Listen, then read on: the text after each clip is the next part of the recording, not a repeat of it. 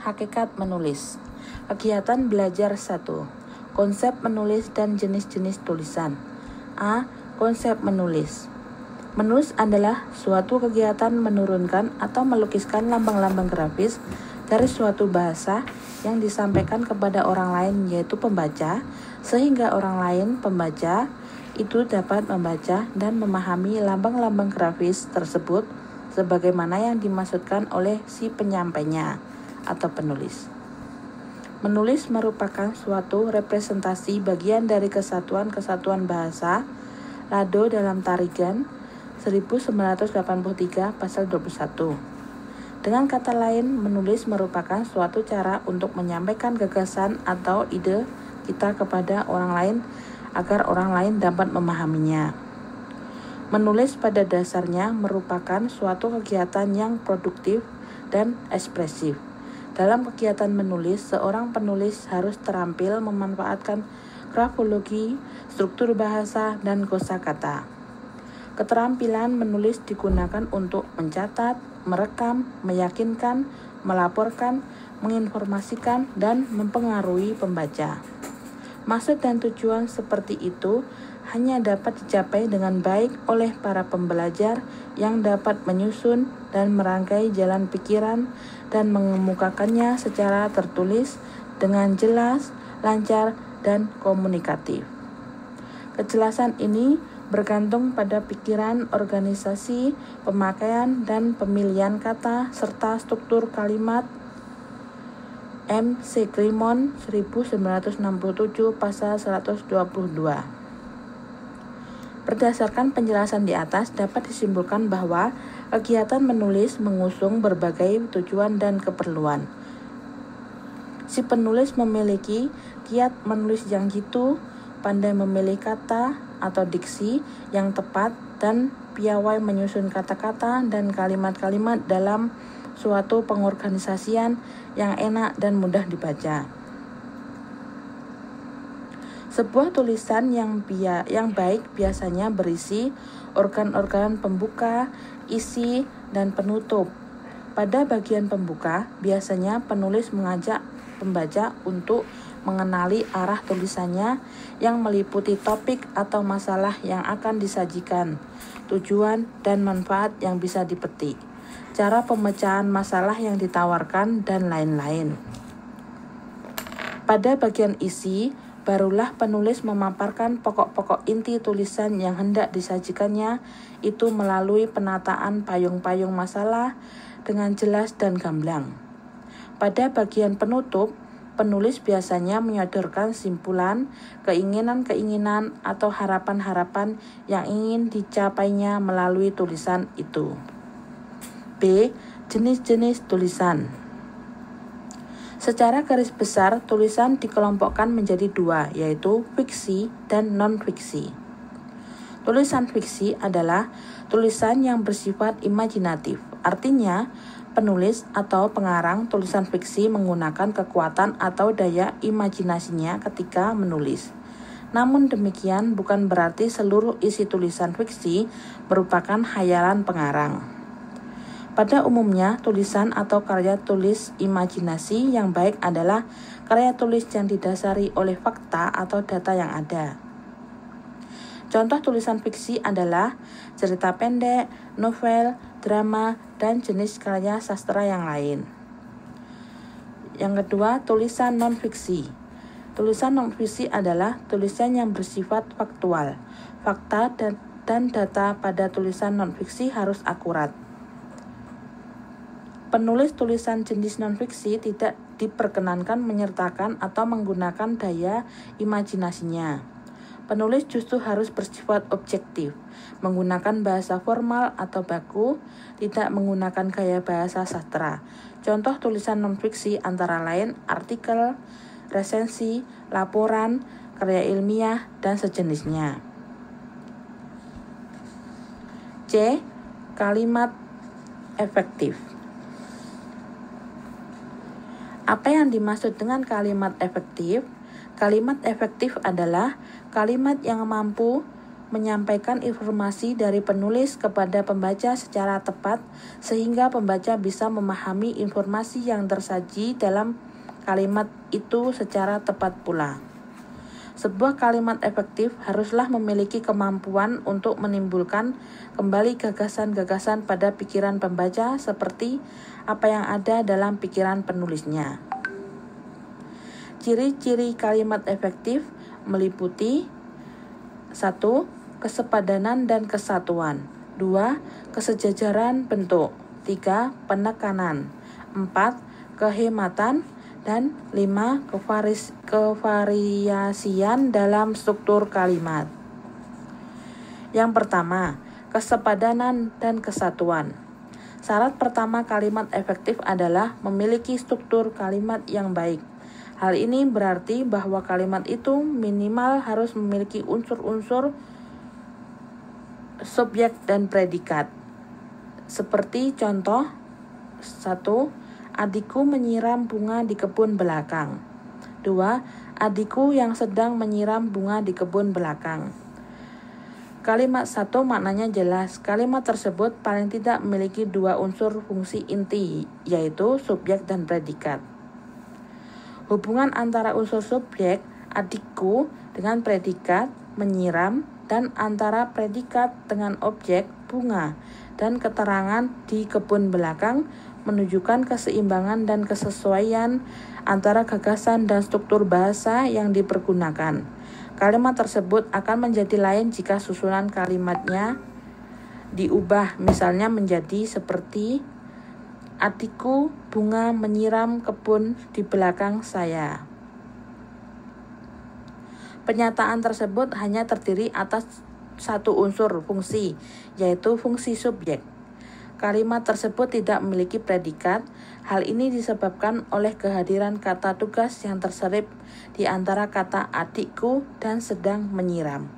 Kehadiran kata tugas yang mengacaukan hubungan antara fungsi subjek dan fungsi predikat. Pengacauan unsur fungsi subjek tampak juga dalam kalimat berikut. Kepada para mahasiswa harap berkumpul di depan aula. Di dalam rapat itu memutuskan beberapa keputusan penting. Perhatikan pemakaian kata kepada dan di dalam. Pada kedua kalimat di atas, pemakaian kedua kata itu mengacaukan fungsi subjek. Jika keduanya dihilangkan, kalimat itu menjadi efektif dengan unsur fungsi yang jelas serta menunjukkan hubungan yang jelas pula. Konjungsi terbagi di dalam dua kategori, yakni 1. Konjungsi intrakalimat dan konjungsi penghubungkan kata dengan kata lain dalam sebuah frase atau menghubung satu klausa dengan klausa lain dalam sebuah kalimat. 2. Konjungsi antar kalimat yang berfungsi menghubungkan kalimat yang satu dengan kalimat yang lain dan sebuah paragraf. Seperti 2 contoh dalam kalimat, siswa putri membersihkan kelas, sedangkan siswa putra membersihkan halaman. Anda akan berhasil dalam ujian jika seluruh materi modul dikuasai. Konjungsi sedangkan pada kalimat 6 tidak dapat diletakkan di bagian awal kalimat karena jika hal itu dilakukan akan merusak makna dan keutuhan kalimat. Sementara konjungsi jika dalam kalimat Anda akan berhasil dalam ujian jika seluruh materi modul dikuasai dapat menduduki posisi di awal kalimat tanpa merusak makna kalimatnya. Keefektifan sebuah kalimat menjadi rusak akibat pemakaian dan penempatan konjungsi yang keliru. Ada beberapa konjungsi yang tidak bisa menempati posisi di awal kalimat. Misalnya, sedangkan, sehingga, dan kalau. 2. Kesejajaran bentuk. Yang dimaksud dengan kesejajaran, paralelisme dalam kalimat adalah penggunaan bentuk-bentuk bahasa yang sama atau konstruksi bahasa yang sama yang dipakai dalam susunan serial. Perhatikan contoh berikut. Tahap terakhir penyelesaian rumah itu adalah pengecatan temboknya, memasang listrik, dan pengaturan tata ruangnya. Kalimat tersebut tidak efektif. Coba Anda perhatikan pemakaian kata pengecatan, memasang, dan peraturan. Perhatikan jenis katanya, nomina, verba, dan nomina. Tentu saja hal ini menunjukkan ketidaksejajaran atau tidak paralel. Oleh karena itu, kalimat ini dipandang tidak efektif. Kalimat tersebut akan menjadi efektif bila pilihan kata-katanya disejarkan. Contohnya, memperbaiki dengan alternatif berikut. Tahap berikut penyelesaian rumah itu adalah pengecatan tembok, pemasangan listrik, dan peraturan tata ruang. Tahap terakhir penyesuaian rumah itu adalah mengecat tembok, memasang listrik, dan mengatur tata ruangnya. 3. Penekanan kalimat. Terdapat beberapa cara yang dapat dipergunakan penulis untuk memberikan penekanan maksud dalam kalimat.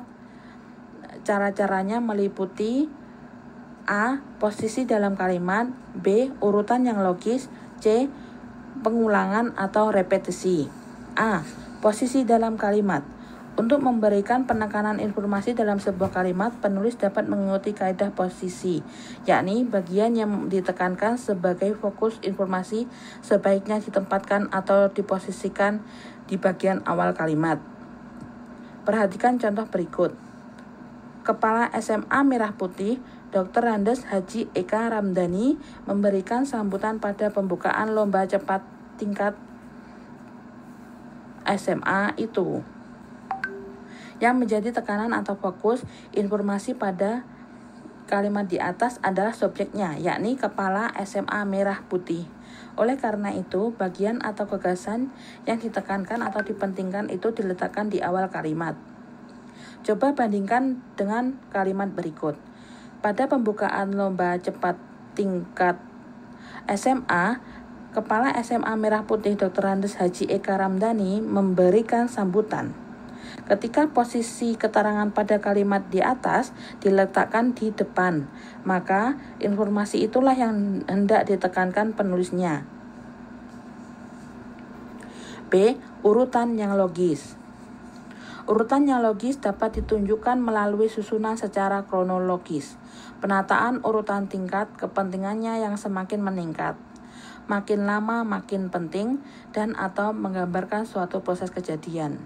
Contohnya, undang-undang itu disahkan untuk menjaga stabilitas pertahanan, keamanan, serta persatuan dan kesatuan masyarakat. C. Pengulangan kata. Penegasan terhadap bagian yang dipentingkan dapat pula menggunakan repetisi. Pemakaian repetisi sebagai gaya bahasa dalam upaya menekankan bagian yang dipentingkan tidak dianggap sebagai pemborosan. Contohnya, kemajuan yang harus dicapai bangsa yang sedang berkembang seperti bangsa kita meliputi kemajuan ekonomi, kemajuan politik, dan kemajuan hankam. 4. Kehematan. Kehematan dalam kalimat efektif merupakan kehematan dalam pemakaian kata, frase, atau bentuk lainnya yang dianggap tidak diperlukan, baik yang berkaitan dengan aspek gramatikal bahasa maupun aspek makna. Unsur-unsur yang harus diperhatikan dalam memenuhi prinsip kehematan adalah sebagai berikut. A. Pengulangan subjek kalimat. Pengulangan yang dipandang tidak diperjelas. Maksud kalimat tergolong di dalam kemubadiran. Seperti contoh berikut. Gadis itu segera berlari setelah ia mengetahui bahaya mengancamnya.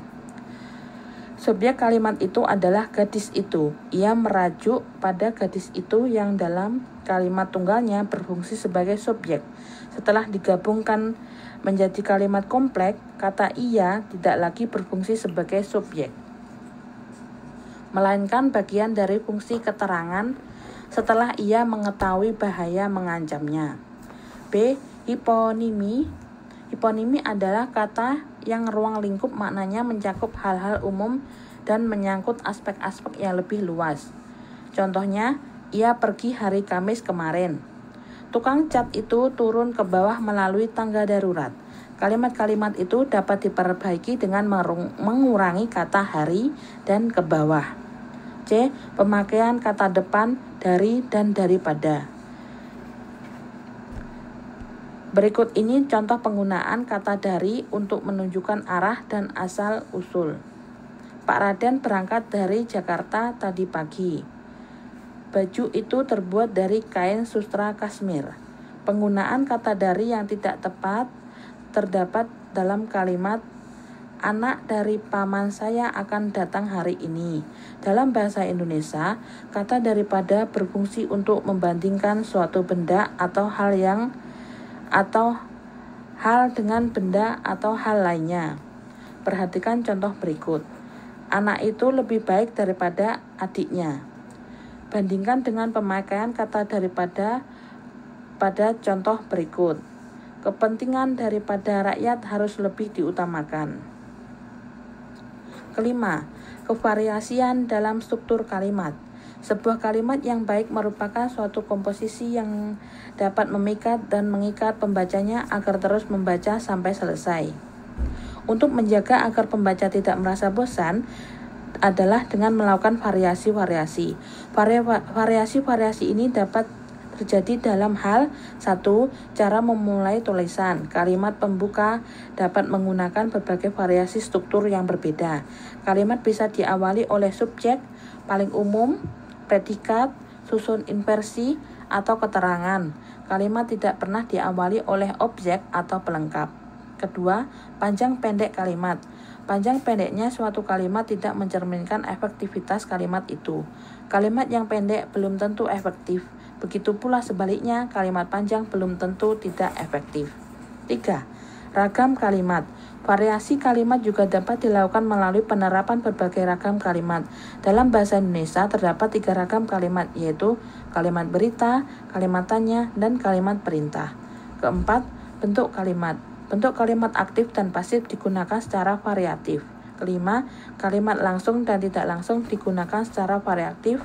Kalimat langsung digunakan untuk memperjelas dan menghidupkan pikiran atau gagasan seorang. Kalimat tidak langsung biasanya merupakan hasil olahan penulisnya sendiri.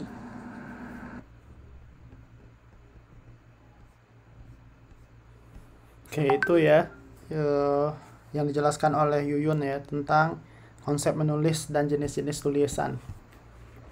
Saya sampaikan kesimpulannya dari yang disampaikannya itu. Jadi menulis itu cara yang digunakan untuk menyampaikan informasi, gagasan, ide kepada orang lain.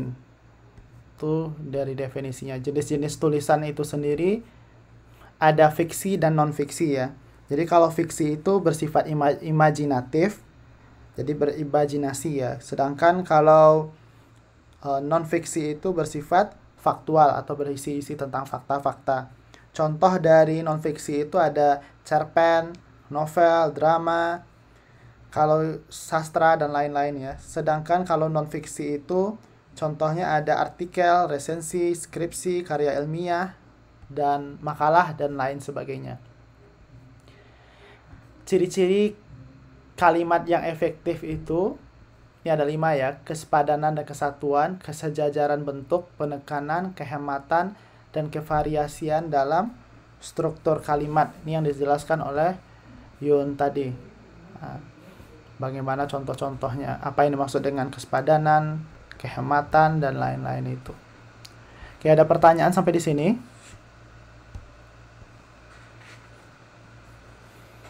Oke, ini ada beberapa yang hadir ya. Harum Uman.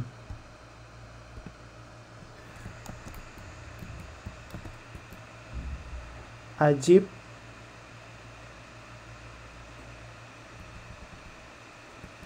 Jelia Sukma.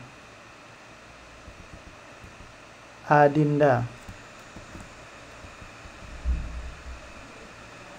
Siti Nurrohmah. Komalayanti. Jika tidak ada. Sri Jumriyanti.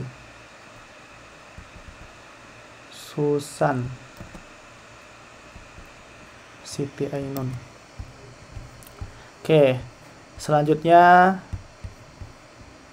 bagian dari keduanya ya. Kita lihat.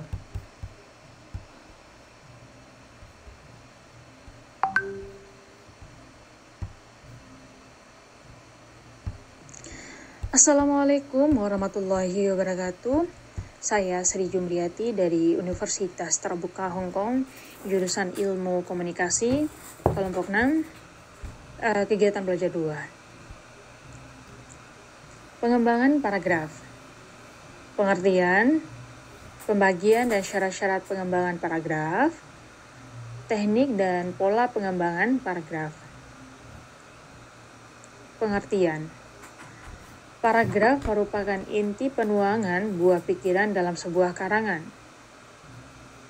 Dalam paragraf, terkandung sebuah pikiran pokok yang didukung oleh satu atau beberapa kalimat penjelas. Kalimat dalam paragraf berfungsi sebagai kalimat pengenal, kalimat inti, kalimat penjelas, hingga kalimat penutup. Semua kalimat itu saling bertalian untuk mengungkapkan sebuah gagasan tertentu. Dalam pengungkapan gagasan itu, sebuah paragraf didukung oleh unsur-unsur tertentu dengan fungsi yang berbeda-beda. Unsur-unsur itu disebut dengan gagasan utama dan gagasan penjelas. Gagasan utama adalah gagasan yang menjadi dasar pengembangan sebuah paragraf. Gagasan penjelas adalah gagasan-gagasan pendukung yang berfungsi menjelaskan gagasan tersebut. Gagasan utama. Pembagian dan syarat-syarat pengembangan paragraf. Ada 5 jenis paragraf yang bisa dikembangkan penulis sesuai dengan tujuan dan keperluan yang diusungnya. Kelima jenis paragraf yang dimaksud adalah 1. Narasi. Narasi adalah jenis tulisan yang menceritakan atau mengisahkan suatu peristiwa dengan tujuan agar pembaca seolah-olah mengalami kejadian yang diceritakan. Jenis tulisan ini sering disebut tulisan kisahan. 2. Deskripsi. Deskripsi adalah jenis tulisan yang menggambarkan atau melukiskan suatu objek dengan sejelas-jelasnya. Pembaca memiliki daya bayang yang tinggi, merasa seolah-olah melihat sendiri objek yang digambarkan atau dilukiskan itu dengan mata kepalanya sendiri. Jenis tulisan ini juga sering disebut tulisan lukisan. 3. Eksposisi. Eksposisi menjelaskan sejumlah pengetahuan atau informasi dengan tujuan agar pembaca mendapatkan pengetahuan atau informasi tentang sesuatu itu dengan jelas.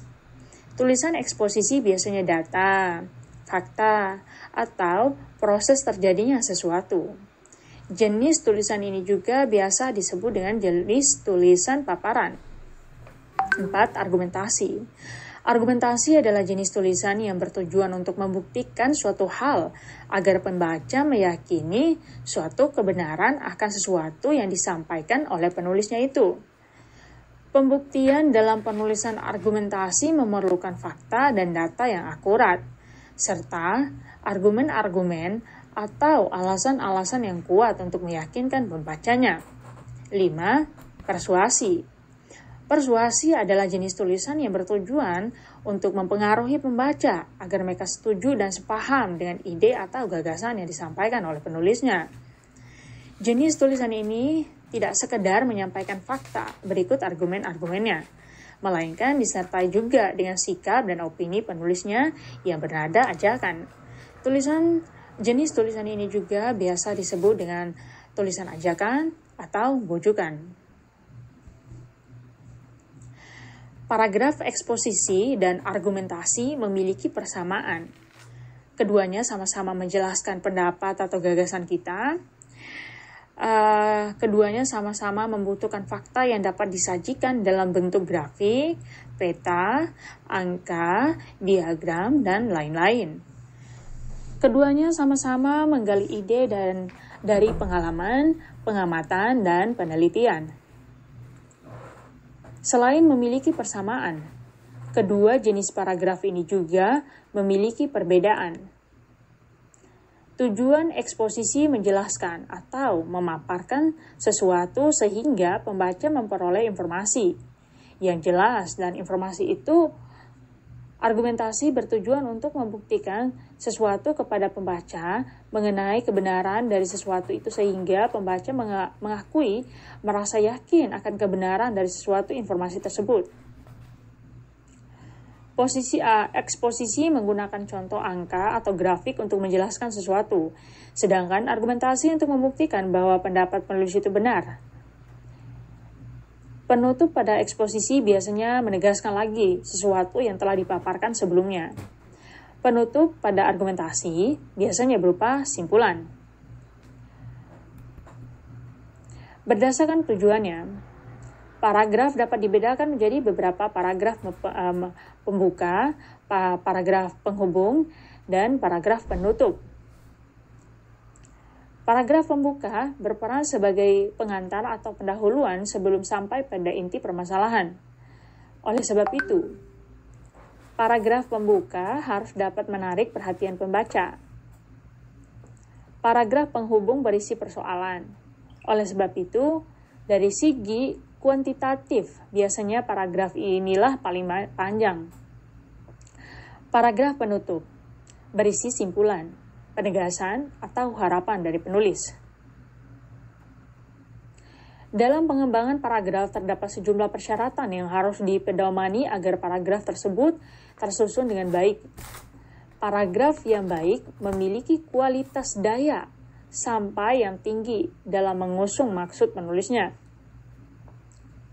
Paragraf yang baik harus memperhatikan 3 hal. 1. Kesatuan, 2. Kepaduan, 3. Kelengkapan. Teknik dan pola pengembangan paragraf. Dalam mengembangkan paragraf ada beberapa teknik yang dapat digunakan. Teknik-teknik yang dimaksud adalah sebagai berikut. 1. Secara alamiah. Dalam pola pengembangan ini, penulis menggunakan pola yang sudah ada pada objek yang dibicarakan. Pola ini mengikuti susunan logis objek yang ditulis. Ada 2 macam urutan logis dalam pola pengembangan ini, yakni urutan spasial yang membawa pembaca dari satu ke titik yang berikutnya dalam suatu ruang dan urutan waktu yang menggambarkan proses terjadinya suatu peristiwa. 2. Klimaks dan antiklimaks. Pada pola pengembangan ini, gagasan utama mula-mula diperinci dengan sebuah gagasan bawahan yang dianggap paling rendah kedudukannya. Kemudian berangsur naik ke gagasan yang lebih tinggi kedudukan, atau kepentingan yang terendah atau terkecil hingga ke gagasan penjelas yang paling tinggi. 3. Umum khusus, atau disebut dengan dedukatif, khusus ke umum yang disebut dengan indukatif. Pada pengembangan umum, khusus atau dedukatif adalah pola pengembangan paragraf diawali dengan pertanyaan yang bersifat umum atau bersifat generalisasi, lalu diikuti oleh penjelasan-penjelasan yang bersifat khusus. Gagasan utama pola dedukatif ini diletakkan di bagian awal paragraf. 4. Pola pengembangan dengan perbandingan dan pertentangan. Perbandingan dan pertentangan digunakan untuk memperjelas sebuah paparan atau gagasan tersebut tertentu. Gagasan utama diperjelas dengan uraian yang memperhatikan perbandingan-perbandingan. Gagasan pendukung yang satu perbandingan dipertentangkan dengan gagasan pendukung lainnya. 5. Pola pengembangan analogi. Analogi biasanya digunakan untuk membandingkan sesuatu yang sudah dikenal umum, sesuatu yang belum atau kurang dikenal umum. Analogi bertujuan untuk memperjelas hal atau sesuatu yang belum atau kurang dikenal itu. 6. Pola pengembangan contoh-contoh. Sebuah gagasan yang terlalu umum sifatnya memerlukan ilustrasi-ilustrasi yang konkret, sehingga dapat dipahami oleh pembaca. Untuk ilustrasi terhadap gagasan-gagasan yang umum itu sering dipergunakan contoh-contoh konkret. 7. Pola pengembangan sebab akibat. Pengembangan sebuah paragraf dapat pula dinyatakan dengan mempergunakan sebuah sebab akibat sebagai dasar. Dalam hal ini, sebab bisa bertindak sebagai gagasan utama, sedangkan akibat sebagai pengembangannya. Tetapi dapat juga dibalik. Akibat dijadikan gagasan utama, sedangkan sebab dijadikan perinciannya. 8. Pola pengembangan definisi luas. Yang dimaksud luas dalam pengembangan sebuah paragraf adalah usaha penulis untuk memberikan keterangan atau terhadap sebuah istilah atau suatu hal, lalu penjelasan yang bersifat definitif. 9. Klasifikasi. Yang dimaksud dengan klasifikasi adalah sebuah proses untuk menggelompokkan hal yang mempunyai kesamaan-kesamaan tertentu. Sebab itu, klarifikasi bekerja dua arah yang berlawanan, yaitu mempersatukan satuan-satuan ke dalam suatu kelompok. Kedua, memisahkan kesatuan tadi dari kelompok yang lainnya. Terima kasih. Sekian. Wabillahi taufiq wal hidayah. Wassalamualaikum warahmatullahi wabarakatuh. Oke, kita lihat ya yang disampaikan oleh Jumriyati ini ya. Dia menjelaskan tentang paragraf. Jadi kalau paragraf itu harus ada mengandung di dalamnya ada kalimat inti dan kalimat penjelas ya. Di dalam suatu paragraf, dan di situ biasanya juga ada tambah-tambah lain, kalimat penggal, kalimat inti, kalimat penjelas, dan kalimat penutup. Ada namanya gagasan utama dan gagasan penjelas di dalam suatu paragraf juga. Oke. Di sini juga kita lihat bahwa tentang syarat-syarat dari pengembangan dan syarat-syarat pengembangan paragraf. Di sini ada narasi.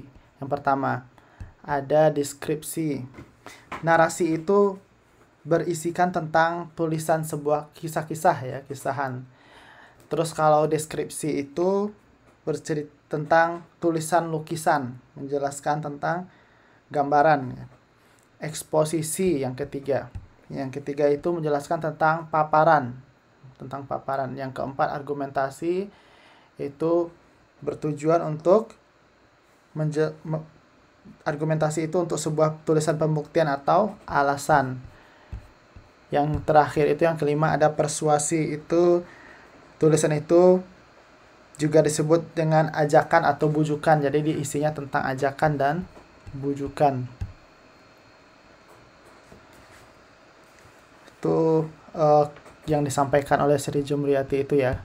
Terus poin lain yang penting kita lihat adalah dalam suatu paragraf itu harus ada paragraf pembuka, paragraf penghubung, dan paragraf penutup.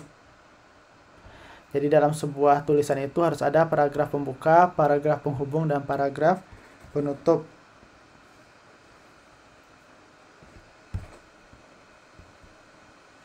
Terus dia menjelaskan tentang teknik dan pola pengembangan dari paragraf. Ada 9 tadi ya. Secara alamiah, klimaks, antiklimaks, umum, khusus, deduktif ya, bukan dedukatif. Deduktif dan khusus ke umum itu induktif. Terus pola pengembangan dengan perbandingan dan pertentangan, pola pengembangan analogi, pola pengembangan contoh-contoh dengan memberikan contoh-contoh ilustrasi ya. Terus tentang pola pengembangan sebab akibat, jadi menjelaskan sebab dan akibatnya apa. Terus pola pengembangan definisi luas dan klasifikasi. Itu cara membuat paragraf yang baik ya. Jadi dalam kita menulis itu harus ada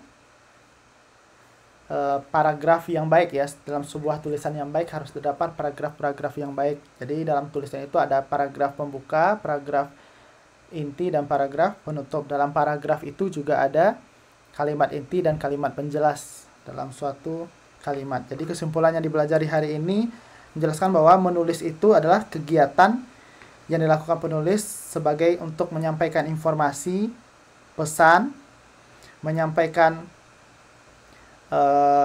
ide, gagasan kepada pembaca dengan melalui media tulisan ya, agar ide, gagasan, informasi, dan yang lain tadi itu dapat tersampaikan kepada si pembaca. Ini juga biasanya digunakan tulisan-tulisan itu untuk menyampaikan keperluan ya. Bisa digunakan dengan mencatat, merekam, melaporkan, menginformasikan, meyakinkan, dan mempengaruhi pembaca. Jadi untuk agar tulisan kita ini bisa dipahami oleh pembaca dengan baik, maka kita harus ada seni atau keahlian, kelihayan dalam memilih kata. Jadi kata yang kita gunakan itu harus teratur ya, harus tertib, harus mengikuti pola-pola yang ada, agar si pembaca ini tidak menjadi bingung, dia jadi terarah dalam dan mendapatkan poin-poin dari yang kita tulis itu dengan mudah ya. Jadi tulisan kita itu harus menyampaikan ide gagasan kita yang kita mau sampaikan dan tersampaikan kepada si pembaca. Dan mengenai paragraf tadi, jadi paragraf itu minimal harus mengandung kalimat inti dan kalimat penjelas ya, atau disebut dengan gagasan utama dan gagasan penjelas. Gagasan utama itu digunakan sebagai untuk penyampaian informasi atau inti dari yang mau kita sampaikan, sedangkan kalimat gagasan penjelas itu berguna untuk mendukung gagasan inti kita tersebut. Jadi dalam paragraf itu, dalam sebuah tulisan harus ada paragraf pembuka, paragraf penghubung, dan paragraf penutup. Dan tadi ada 3 ya syarat untuk paragraf yang baik itu: kepaduan, koherensi, dan kelengkapan. Kalau kohesi itu berkaitan dengan keutuhan isi gagasannya, sedangkan koherensi itu berkaitan dengan kepaduan antara kalimat-kalimatnya, sedangkan kelengkapan berkaitan dengan keutuhan, kelengkapan dari informasi itu. Dan tadi ada 9 teknik yang bisa digunakan dalam membuat sebuah paragraf, mengembangkan sebuah paragraf, yaitu ada secara alamiah, klimaks anti-klimaks, umum ke khusus atau khusus ke umum. Terus ada lagi apa tadi lagi 9 ya. Anti-klimaks, klimaks, umum ke khusus, pola perkembangan, perbandingan pertentangan ya, pengembangan analogi, dan dengan pengembangan contoh-contoh, pengembangan sebab akibat, pola pengembangan definisi, luas, dan klarifikasi. Itu yang disampaikan oleh temannya. Ada